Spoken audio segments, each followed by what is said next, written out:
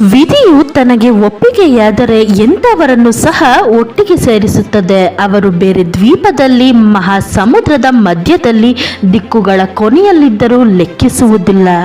ಕಾಲ ಕೆಳಗೆ ಇರುವ ಧೂಳನ್ನು ಕೇವಲವಾಗಿ ನೋಡಬೇಡಿ, ಕಣ್ಣಲ್ಲಿ ಬಿದ್ದಾಗಲೇ ಗೊತ್ತಾಗುವುದು ಧೂಳಿನ ಬೆಲೆ.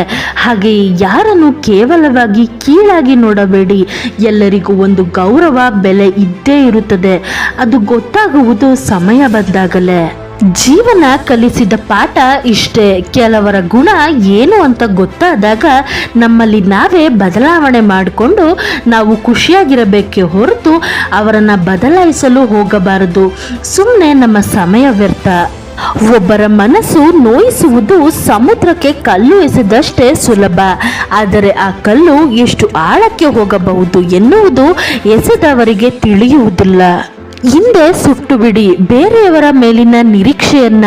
ನೀವು ಒಳ್ಳೆಯವರೆಂದು ನಟಿಸುವುದನ್ನ, ಒಳಗೊಂದು ಹೊರಗೊಂದು ಮಾತನಾಡುವುದನ್ನ.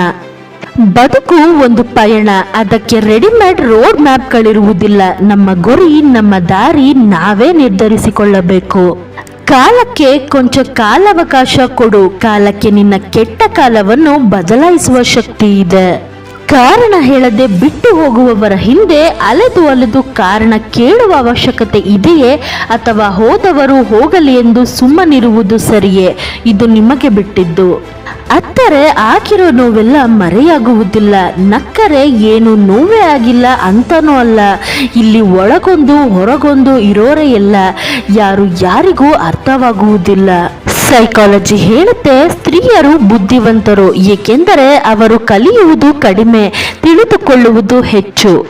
ಕಾರಣ ಏನೆಂದು ನಿಮಗೆ ತಿಳಿದಿದ್ದರೂ ನೀವು ಒಬ್ಬರ ಬಗ್ಗೆ ಯೋಚಿಸುವುದನ್ನು ಮಾತ್ರ ನಿಲ್ಲಿಸಲು ಸಾಧ್ಯವಾಗುತ್ತಲೇ ಇಲ್ಲ ಎಂದರೆ ಅದರ ಅರ್ಥ ಪ್ರೀತಿಯಲ್ಲದೆ ಬೇರೇನು.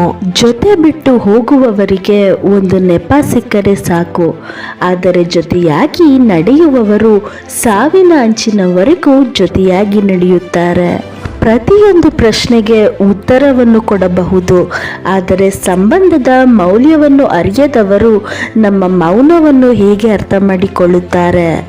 ಜೀವನದಲ್ಲಿ ಯುದ್ಧ ನಮ್ಮವರೊಂದಿಗೆ ಆದಾಗ ಅಲ್ಲಿ ಸೋತು ಬಿಡಿ. ಯಾಕಂದ್ರೆ ಕೆಲವು ಸಂಬಂಧಗಳು ತುಂಬಾ ಮೌಲ್ಯವಾಗಿರುತ್ತವೆ. ಯಾರು ಒಳಗಿನಿಂದ ನಿರ್ಜೀವವಾಗಿರುತ್ತಾರೋ ಅವರೇ ಬೇರೆಯವರಿಗೆ ಜೀವಂತವಾಗಿರುವುದು ಹೇಗೆ ಎಂದು ಹೇಳಿಕೊಡುತ್ತಾರೆ. ಜೀವನದಲ್ಲಿ ಎಲ್ಲಿಯವರೆಗೆ ದುಡಿಯಿರಿ ಎಂದರೆ ದುಬಾರಿ ವಸ್ತುಗಳ ಬೆಲೆಯು ನಿಮಗೆ ಅಗ್ಗ ಎನ್ನಿಸುವಷ್ಟು. ಸುಮ್ಮನೆ ಯಾರು ಮೌನವಾಗುವುದಿಲ್ಲ. ಕೆಲವು ನೋವುಗಳು ನಮ್ಮ ಧ್ವನಿಯನ್ನೇ ಕಿತ್ತುಕೊಂಡು ಬಿಡುತ್ತದೆ. ಯಾವುದೇ ಕೆಲಸವನ್ನು ಮಾಡಲು ನೀವು ಮೊದಲ ಹೆಜ್ಜೆ ಎಲ್ಲಿಯವರೆಗೆ ಇಡುವುದಿಲ್ಲವೋ ಅಲ್ಲಿಯವರೆಗೆ ಆ ಕೆಲಸ ಕಠಿಣ ಎನಿಸುತ್ತದೆ. ಜೀವನದಲ್ಲಿ ಯಾವುದೇ ಕಾರಣಕ್ಕೂ ನಿಮ್ಮ ಯಾವುದೇ ರಹಸ್ಯ ವಿಷಯಗಳನ್ನು ಬೇರೆಯವರ ಮುಂದೆ ಹೇಳಿಕೊಳ್ಳಬೇಡಿ. ಒಂದು ದಿನ ಇದು ನಿಮಗೆ ತೊಂದರೆಗೆ ಸಿಲುಕಿಸಬಹುದು.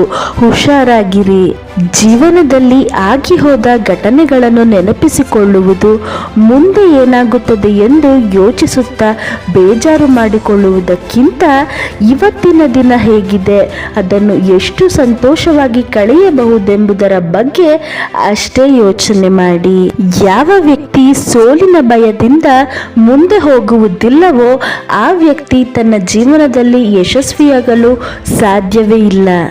ಜೀವನ ಒಂದು ನಿಮಿಷದಲ್ಲಿ ಬದಲಾಗುವುದಿಲ್ಲ, ಆದರೆ ಒಂದು ನಿಮಿಷ ಯೋಚನೆ ಮಾಡಿ ತೆಗೆದುಕೊಂಡ ನಿರ್ಧಾರ ಜೀವನವನ್ನೇ ಬದಲಾಯಿಸಿ ಬಿಡುತ್ತದೆ. ಕಾಯುವುದು ಒಂದು ನಿಜವಾದ ಪ್ರೀತಿಯ ಮತ್ತು ತಾಳ್ಮೆಯ ಸಂಕೇತವಾಗಿದೆ. ಯಾರು ಬೇಕಾದರೂ ನಾನು ಪ್ರೀತಿಸುತ್ತೇನೆ ಅಂತ ಹೇಳಬಹುದು, ಆದರೆ ಎಲ್ಲರೂ ಕಾಯುವುದಿಲ್ಲ ಮತ್ತು ನಿಜ ಎಂದು ಸಾಬೀತು ಮಾಡಲು ಸಾಧ್ಯವಿಲ್ಲ.